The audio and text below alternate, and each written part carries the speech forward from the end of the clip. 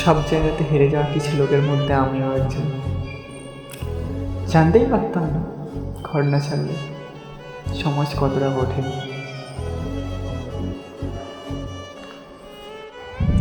বুঝতেই পারছি না জীবনের স্রোত কোন দিকে নিয়ে যাব, কোন দিকে নিয়ে গেলে সমুদ্রের দেখা পাবো।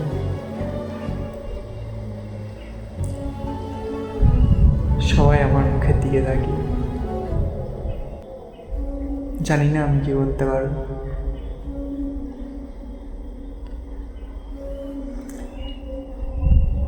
নিজের জন্য না হলেও আমাকে নিজের পায়ে দাঁড়াতে হবে, আমাকে আবার কামব্যাক করতে হবে, আমাকে করতেই হবে।